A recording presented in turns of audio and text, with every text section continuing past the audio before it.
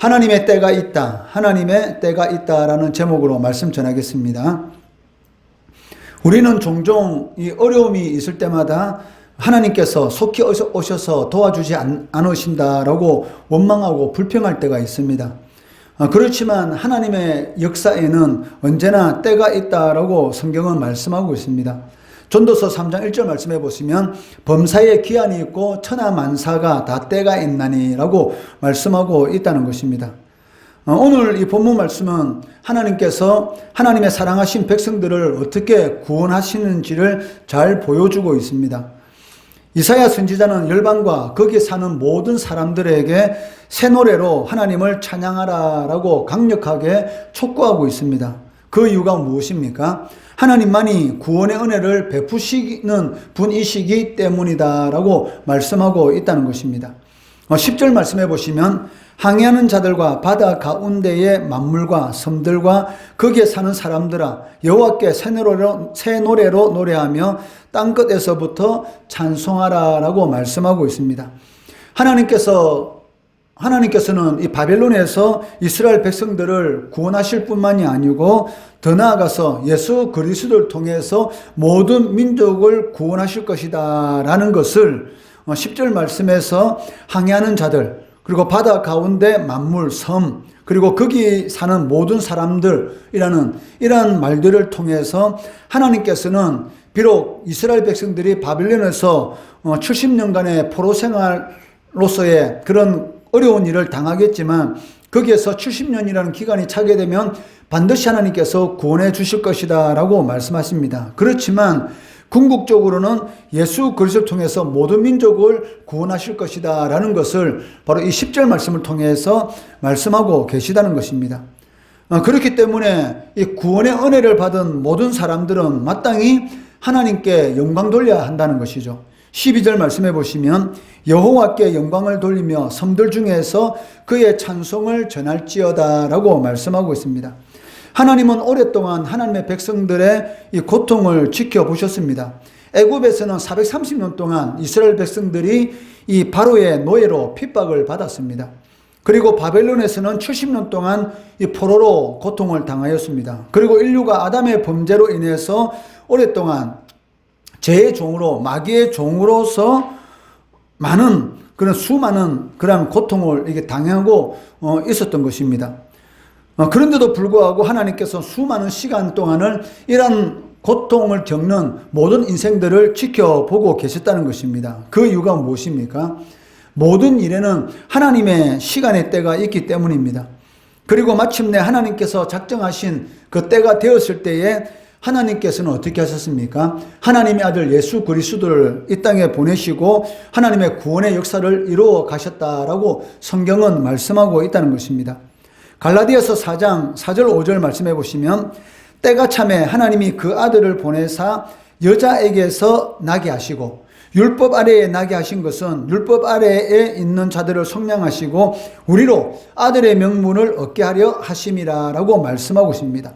때가 참에 즉 하나님께서 하나님의 아들 예수 그리스도를 그 육신의 모양으로 이 땅에 보내시는 그러한 때가 찼다. 즉 하나님의 구원의 역사를 시작할 때가 되었다라고 말씀하고 있다는 것이죠. 그러니까 하나님의 역사에 하나님께서 일하실 그러한 시간의 때가 되었을 때에 하나님께서는 아들을 보내셨는데 누구에게서 나게 하시고 여자에게서 이미 예수님이 태어나기 700년 전에 이사야 선지자를 통해서 예수님께서는 이 처녀의 몸을 통해서 이 땅에 오실 것이다 라고 말씀하고 계셨습니다. 이사야서 7장 14절 말씀해 보시면 처녀가 잉태하여 아들을 낳을 것이요 그의 이름을 무엇이라 하라? 임마누엘이라. 즉 하나님께서 우리와 함께 계신다. 즉 하나님이 육신을 입고 이 땅에 오실 것이다. 그러니까 이사야 선지자를 통해서 이미 예수님이 이 땅에 태어나기 700년 전에 어떻게 처녀가 아기를 낳을 수 있습니까? 그런데 이미 이사야 선지자를 통해서 처녀가 잉태하여 아들을 낳을 것이다 라고 예언하고 계셨고, 그리고 700년이 지난 하나님의 때가 참에 하나님께서 그 아들을 이 여자에게서 나게 하시고 이 땅에 보내셨다라고 말씀하고 계시다는 것입니다. 그 하나님의 구원의 역사가 시작되면 어떻게 됩니까? 하나님의 백성들을 괴롭히던 원수들은 하나님의 권능에 의해서 철저하게 파멸될 것이다 라고 말씀하고 있습니다. 그 15절 말씀해 보시면 내가 산들과 언덕들을 항폐하게 하며 그 모든 초목들을 마르게 하며 강들이 섬이 되게 하며 못들을 마르게 할 것이며 라고 말씀하고 있습니다. 이 말씀은 무엇을 의미하고 있습니까? 바로 이 애굽에서 이 430년 동안 이 노예의 삶 가운데 고통받고 있는 이스라엘 백성들을 하나님께서 이 10가지의 재앙을 애굽 땅에 내림으로 인해서 구원할 것이다. 즉 하나님의 권능으로 바로 왕을 비롯해서 이스라엘 백성들을 고통스럽게 만든 그 애굽 땅을 철저하게 파멸할 것이다 라는 그러한 의미로서 이 15절 말씀을 하고 있다는 것입니다. 내가 산들과 언덕들을 항폐하게 하며 그 모든 초목들을 마르게 하며 10가지 재앙 가운데에서 이런 메뚜기 재앙이라든지 그리고 우박 재앙이라든지 이런 재앙을 통해서 이 초목들 그리고 이 밭에서 나는 모든 식물들을 이 열매가 맺히지 못하도록 하는 그러한 심판이 임했지 않습니까? 그리고 강들이 섬이 되게 하고 못들이 마르게 한다. 이게 무슨 말입니까? 바로 홍해가 갈라지고 그 바닥이 이 마름으로 인해서 이스라엘 백성들이 마치 이 육지같이 건너는 것을 볼 수가 있다는 것입니다. 그러니까 이 15절 말씀은 하나님의 은혜로 인해서 이스라엘 백성들이 이 홍해를 육지같이 건너서 구원을 얻은 그러한 사실에 대해서 말씀하고 있습니다. 하나님은 하나님의 백성들을 구원하기 위해서 심지어 이 바다와 강물도 말리시는 그러한 역사를 행하신다는 것입니다. 그뿐만이 아니라 죄로 말미암아서 무엇이 옳고 무엇이 그른지를 전혀 영적인 선과 악에 대해서 구분하지 못하는 그러한 죄인들을 진리의 빛으로 인도하신다라고 말씀하고 있습니다. 16절 말씀해 보시면 내가 맹인들을 그들이 알지 못하는 길로 이끌며 그들이 알지 못하는 지름길로 인도하며 암흑이 그 앞에서 광명이 되게 하며 구분대를 곧게 할 것이라. 내가 이 일을 행하여 그들을 버리지 아니하리니 라고 말씀하고 있다는 것이죠. 내가 맹인들을 그들이 알지 못하는 길로 이끌며, 여기서 말하는 맹인은 무엇입니까? 육신적인 맹인을 의미하는 것이 아니라 영적인 맹인들. 이 세상이 다인 줄 알고 이 세상 것에 소망을 가지고 살아가는 모든 사람들, 죽음 이후에 영원한 심판이 있는데도 불구하고 그것을 모르고 이 마귀의 종으로서 이 고통 가운데 살아가는 그러한 사람들을 16절에서는 맹인이다라고 표현하고 있습니다. 즉 영적으로 이 어두운 가운데 있는 사람들을 진리 가운데로, 그러니까 빛 가운데로, 강명 가운데로 이끌겠다라고 주님께서 말씀하고 있습니다. 이것은 무엇을 의미합니까? 바로 마귀의 종으로부터 하나님의 자녀로 거듭나는 그 중생의 역사를 예수 그리스도를 통해서 행하시겠다라는 그런 의미로서 말씀하고 있다는 것입니다. 그렇기 때문에 오직 이 구원은 하나님께로부터 나오는 것입니다. 그런데도 불구하고 구원의 하나님을 버리고 거짓된 우상을 의지하는 것, 그것만큼 이 어리석고 그리고 비참한 그러한 자들이 없다는 것이죠. 이것을 17절에서 뭐라고 말씀합니까? 17절 말씀해 보시면 조각한 우상을 의지하며 부어 만든 우상을 향하여 너희는 우리의 신이다 하는 자는 물리침을 받아 크게 수치를 당하리라 라고 말씀하고 있습니다.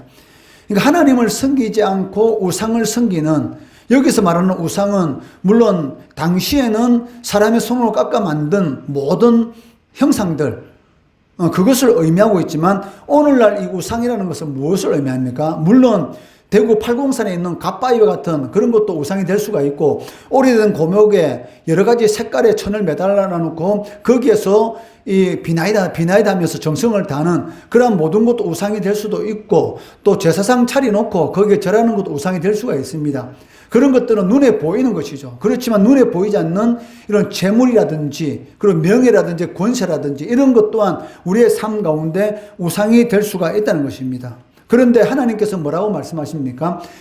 그러니까 구원의 하나님을 버리고 이러한 것들을 의지하는 자들은 세상에서 가장 비참한 자들, 저 크게 수치를 당하리라 라고 말씀하고 있습니다. 오늘날 이 매스컴을 보면 이 정치, 또 이런 대장동 사건이라든지 아니면 위례 신도시 이런 사건이라든지 그러한 것들을 통해서 이런 그런 정의로운 방법이 아닌 그런 불법을 통해서 많은 재산을 이렇게 가졌던 그런 사람들이 옥에 갇히고, 그리고 자신이 숨겨놓은 재산이 이 국가에 기속되는 그런 일들이 지금 일어나고 있지 않습니까? 그러니까 그렇게 많은 것을 가지고 있으면서도 불구하고 결국은 어떻습니까? 스스로 자해하는 그러한 일까지 일어나는 것을 볼 수가 있다는 것이죠. 그러니까 세상에 있는 것들을 하나님인 것처럼 섬기는 사람들은 결국 크게 수치를 당하는 그러한 일을 당할 것이다 라고 말씀하고 있다는 것이죠. 이와는 반대로 가장 복된, 그러니까 우상을 의지하는 자들이 가장 비참하다라고 한다면 가장 복 있는 사람은 어떤 사람입니까? 바로 주의 전에 나와서 하나님 앞에 예배 드리는 자들, 이러한 자들이 가장 복이 있는 자들이다라고 말씀할 수가 있다는 것이죠. 어려움이 있을 때 우리가 살아가다 보면 여러 가지 어려운 일도 겪을 수가 있습니다. 그럴 때 낙담할 수도 있고 절망에 빠질 수도 있다는 것이죠. 그렇지만 이 낙담과 절망에 빠진 이유가 무엇입니까? 바로 하나님이 너무나 멀리 있는 것처럼 생각되기 때문에.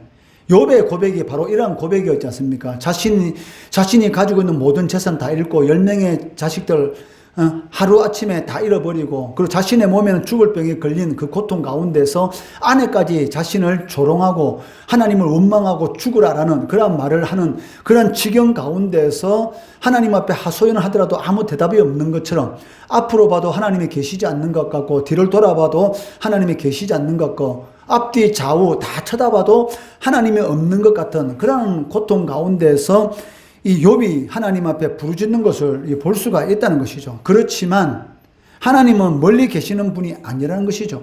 임마누엘 하나님은 항상 우리와 함께 계신다라고 말씀하고 있다는 것입니다. 그렇지만 우리가 낙심하고 실망하는 이유가 무엇입니까? 그 하나님의 이 시간을 기다리지 못하는 것이죠.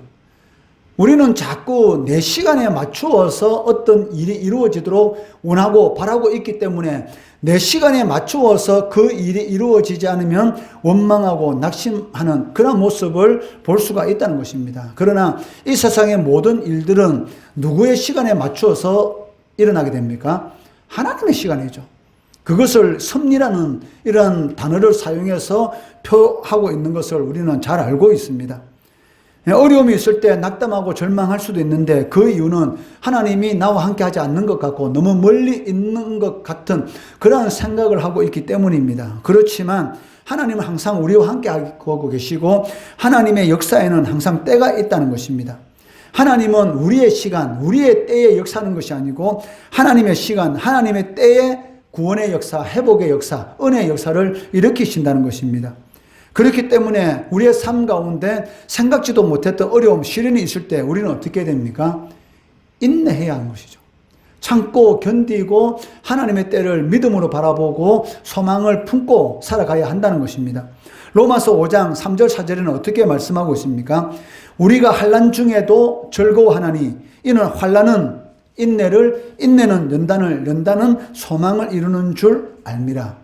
환난 가운데 성도들에게 가장 필요한 것이 무엇입니까? 참는 것이죠. 참다 보면 그 참는 것이 훈련이 되고 연단이 되고 그를 통해서 우리 마음속에 무엇이 생깁니까?